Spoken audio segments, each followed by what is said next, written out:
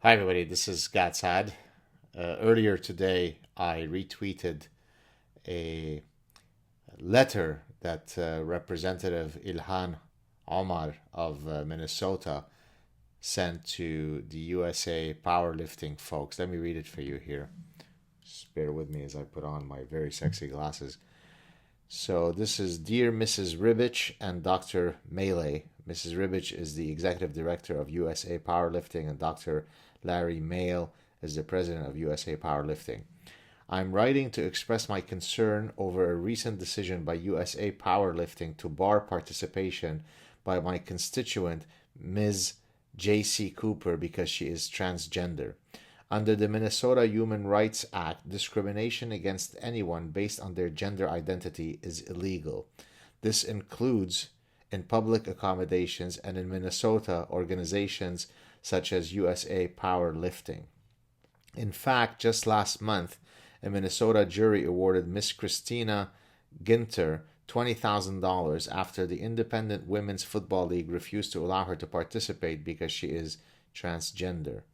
I urge you to reconsider this discriminatory, unscientific policy and follow the example of the International Olympic Committee. The myth that trans women have a, quote, direct competitive advantage, close quote, is not supported by medical science, and it continues to stoke fear and violence against one of the most at-risk communities in the world.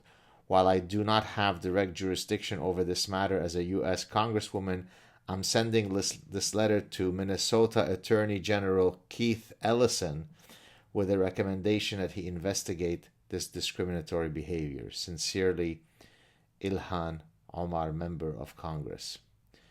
To which I responded when I tweeted her thing.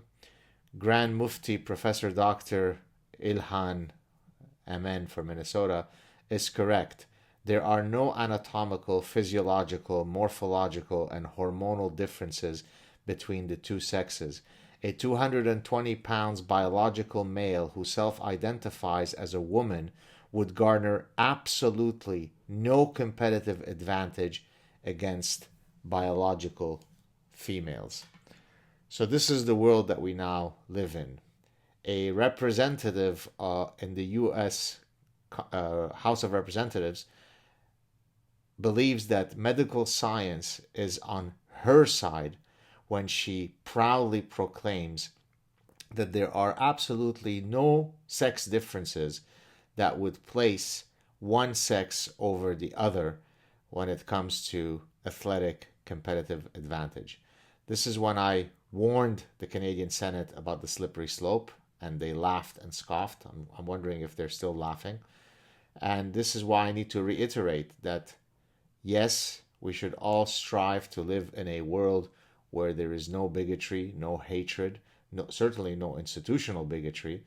Trans people have every right to live a life of full dignity without any discrimination. That doesn't mean that in the service of that laudable goal, we murder truth. We murder common sense as obvious as the existence of gravity. The pursuit of a world free of bigotry should never come at the death of truth. We don't need to injure truth. We don't need to destroy truth. We don't need to attack common sense in order to make sure that people are free of bigotry. Have a good day, everybody.